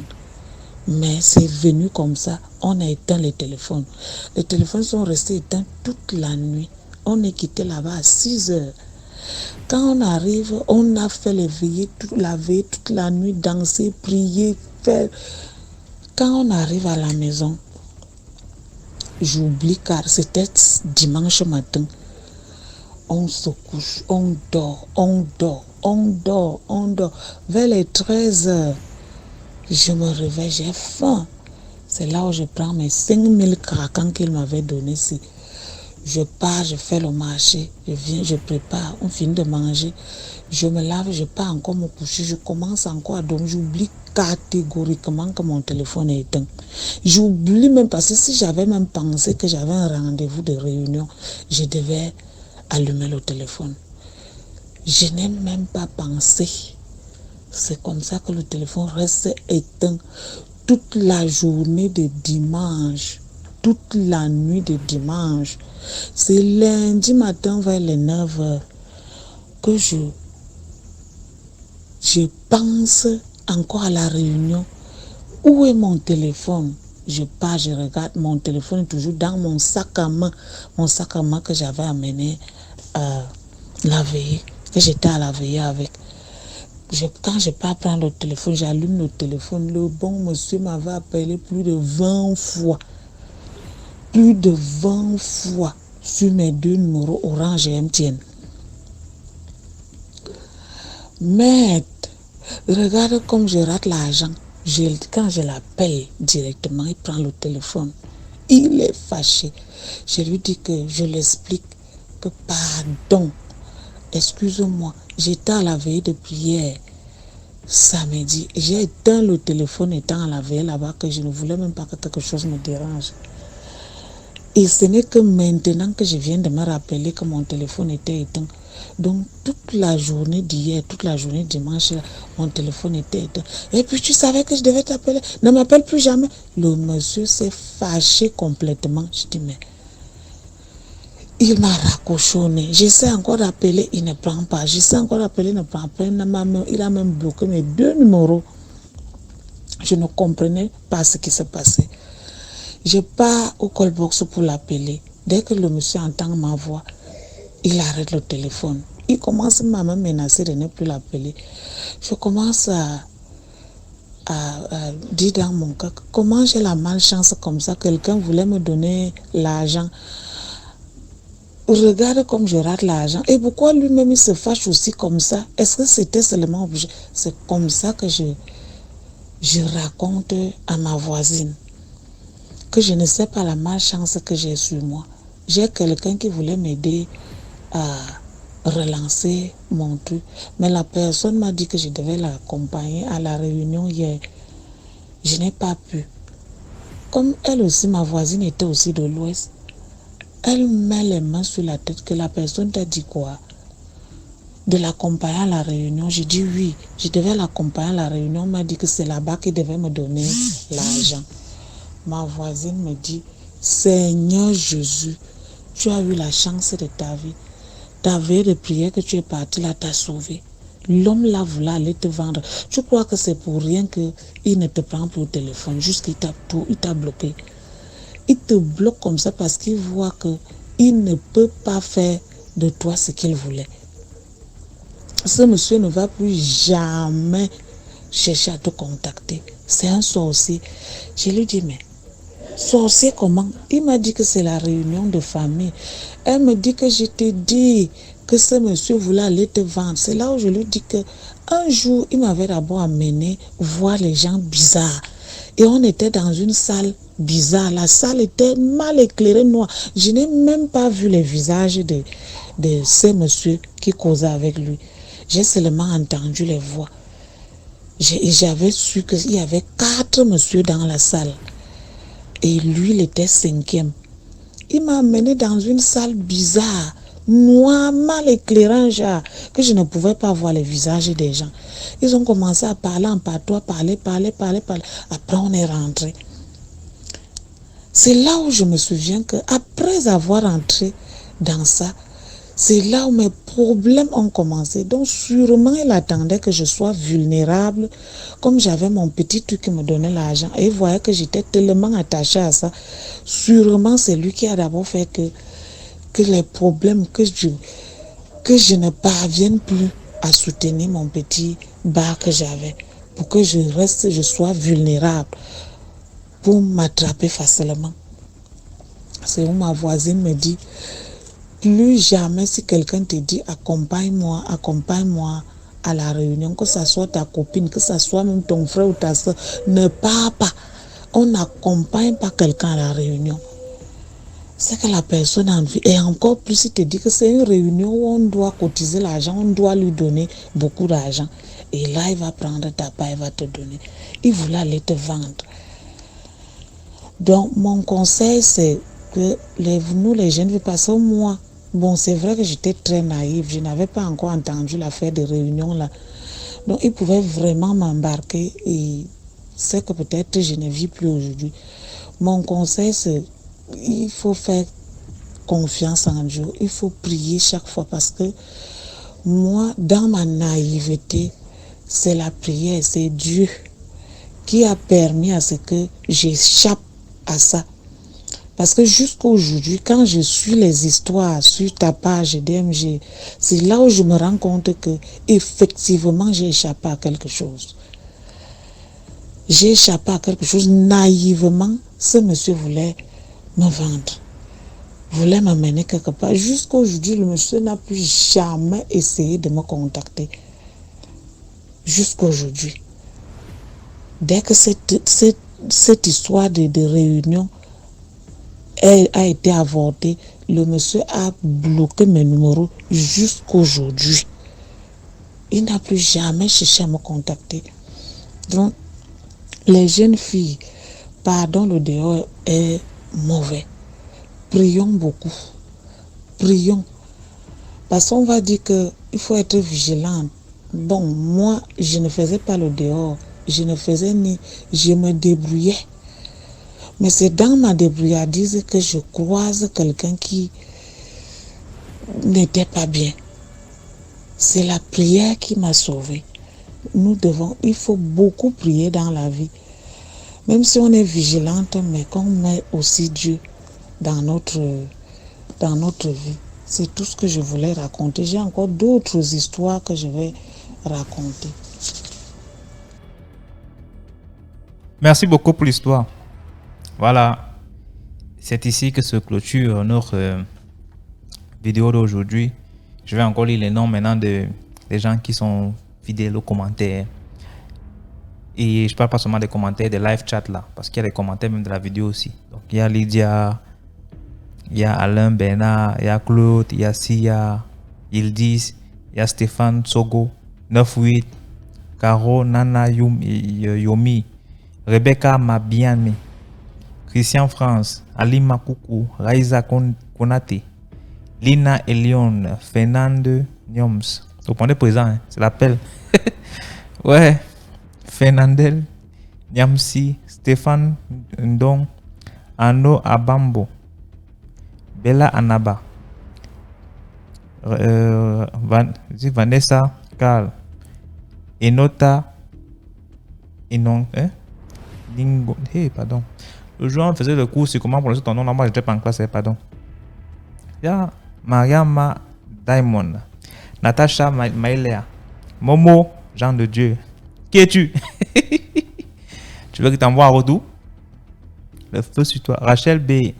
Jackie le bébé. Antoinette Mbamba. Benzimax. Inès Manima. Gladys. Jenny Max. Alice. Anushka. Sandy Kaka. Inès Adia. Eloane Itame. Bella. Touré Aïcha. Cédric Fopa, Francis Ekoso, Amissa. Il y a plusieurs noms. Donc, il y a des listes. J'ai demandé à Phila de me faire une liste. Elle devait faire ça en numérique. Là. Elle a fait ça sur le papier. On va faire comment? C'est comme ça. Hein. Avec le temps, on va mettre que sur papier. On va mettre que sur numérique. On va devenir moderne un peu. Tu vois un peu, non? Donc, c'est un peu ça. Ils sont nombreux. Les listes, il y a 3 listes. C'est un peu comme les listes de la secte, pardon. C'était bon. On va continuer comme ça. Merci beaucoup pour la force que vous donnez au mouvement. Là, moi, j'ai ici, il y a l'étude. Je ne pensais pas que je devais être professeur dans ma vie, faire des appels comme ça. Non. Bon, on se prend demain pour une autre vidéo, 12h00 sur YouTube. Portez-vous bien et à très bientôt pour une nouvelle vidéo.